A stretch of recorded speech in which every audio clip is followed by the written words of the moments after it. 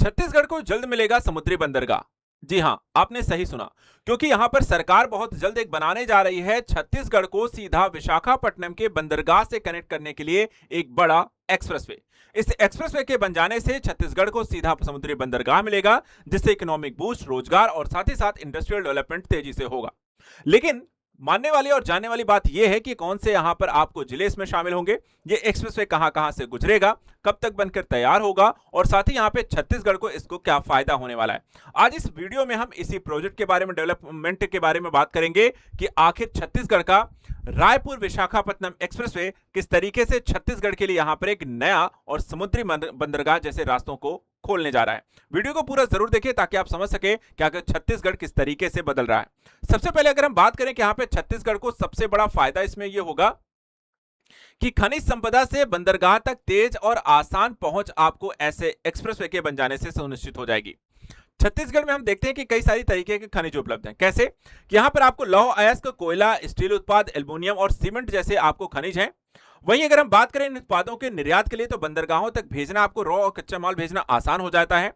इसके लिए लॉजिस्टिक लागत भी कम हो जाएगी, साथ ही आपका निर्यात बढ़ेगा, नए उद्योग आकर्षित होंगे और निवेश में भी वृद्धि होगी।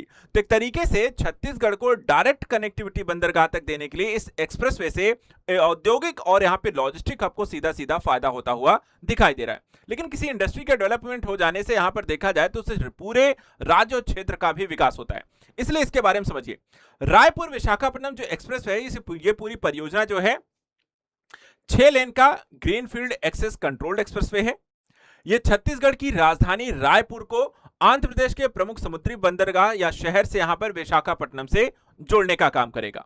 इस परियोजना को भारतमाला परियोजना के तहत ही विकसित किया जा रहा है।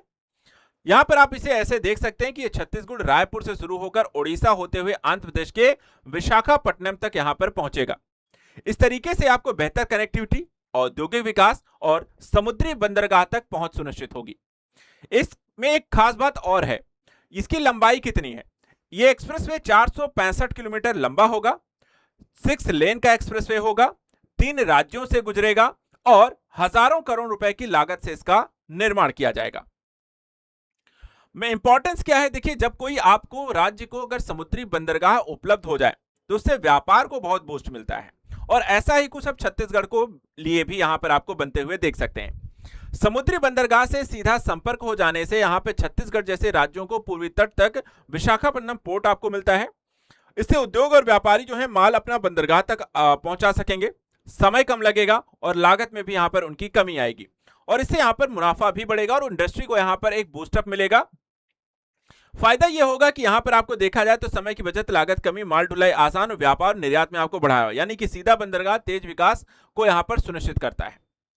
एक और चीज है, बस्तर जैसे क्षेत्रों के लिए गेम चेंजर साबित होगा। ऐसा क्यों कहा जा रहा है, क्योंकि ये जो प्रोजेक्ट है आपको बस्तर जैसे क्षेत्रों से होकर के गुजरने वाला है।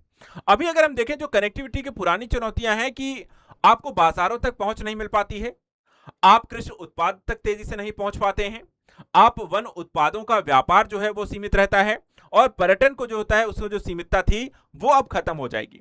इससे यहां पर ऐसे एक्सप्रेसवे के बनने से यहां पर जो स्थानीय लोग हैं अपने उत्पादों को बाजार तक पहुंचा पाएंगे, सामान भी कम खराब होगा, लोग आसानी से, अगर घूमने फिरने लोग आ रहे हैं छत्तीसगढ़ तो वो अलग अलग हिस्सों में तेजी से पहुंच सकते हैं।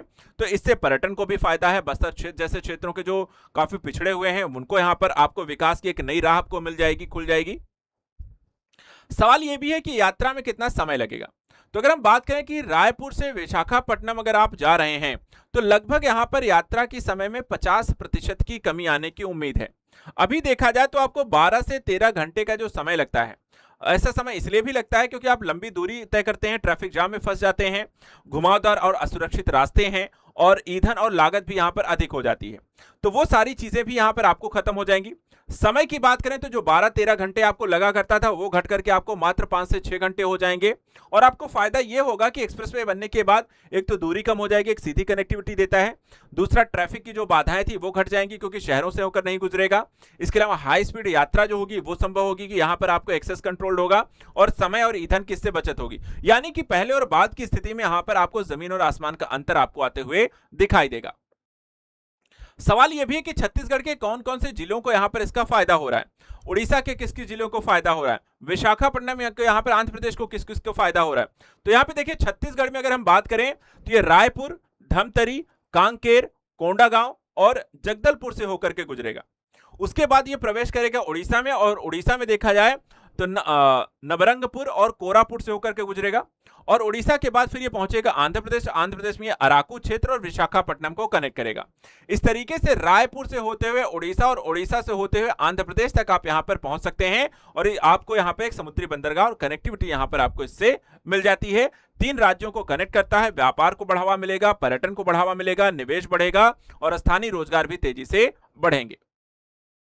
सबसे बड़ा फायदा जैसे पर्यटन जैसे क्षेत्रों को होगा, क्योंकि हम जैसे देखते हैं कि इस उड़ीसा, विशाखापट्टनम और साथ ही साथ आपको रायपुर जैसे क्षेत्र हैं जो पश्चिम बंगाल की अगर हम बात करें तो यहाँ पर आपको चित्रकूट जैसा जलप्रपात है, तीरथगढ़ जैसा जलप्रपात है, बस्तर के प्राकृतिक क्षेत्र हैं, इसके अलावा अराकू घाटी है, विशाखापट्टनम के समुद्री तट हैं। तो आप यहाँ पर ट्रैवल कर सकते हैं, घूम सकते हैं, पर्यटन को यहाँ पर इन क्षेत्रों का एक बड़ा आर्थिक स्रोत बन जाएगा, और ज्यादा पर्यटन से यहाँ पर आपको स्थानीय रोजगार में भी वृद्धि होगी और पर्यटन और निवेश में भी फायदा होगा, जिससे यहाँ पर रहने खाने और अन्य तरीके के उद्योग, रेस्टोरेंट और साथ ही साथ आपको परिवहन, इंफ्रास्ट्रक्चर और अन्य तरीके की सुविधाएं भी विकसित होंगी, जिससे स्थानीय लोगों को रोजगार भी मिलेगा।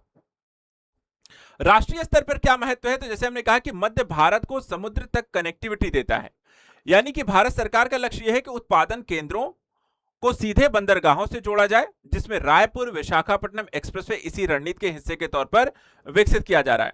तो लॉजिस्टिक दक्षता यहां पर जो बढ़ेगी कि आपको माल ढुलाई होगी वो तेज होगी, सस्ती होगी और समय की बचत होगी। निर्यात प्रतिस्पर्धा मजबूत करेगा, यानी कि आपको बंदरगाह तक आसान पहुंच से आपको छत्तीसगढ़ जैसे राज्यों का निर्यात भी तेज होगा। पूर्वी तट और मध्य भारत को जोड़ने से छत्तीसगढ़, ओडिशा जैसे राज्यों और आंध्र प्रदेश को यहाँ पर एक दूसरे से कनेक्टिविटी, सामान को बंदरगाह तक पहुंचा रहा और बंदरगाह से इस क्षेत्रों तक पहुंचाने का काम यहाँ पे तेज होगा, और औद्योगिक विकास, नए उद्योग, निवेश और रोजगार भी यहाँ पर आपको बढ़ेंगे।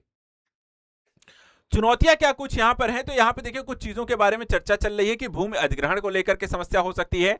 बस्तर जैसे इलाकों में क्या तेजी से यहां पे भूमि अधिग्रहण होगा, काम तेजी से शुरू हो पाएगा। पर्यावरण को लेकर के एनओसी जैसे प्राप्त हो सकती है, क्या जंगलों को काटा जाएगा, क्या यहां पर बड़े स्तर पे जंगलों का नुकसान होगा।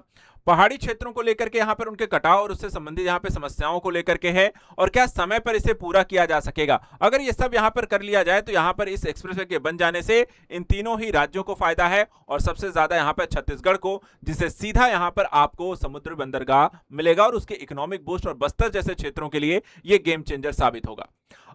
आज के करंट अफेयर्स के लिए इतना ही। अगर आप भी छत्तीसगढ़ करंट अफेयर्स के बारे में जानना चाहते हैं और क्या कुछ नया हो रहा है, नए डेवलपमेंट हो रहे हैं छत्तीसगढ़ में, तो हमें कमेंट करके जरूर बताइए। नेक्स्ट वीडियो मिलेंगे कुछ और टॉपिक्स को लेकर के। Thank you so much and good luck.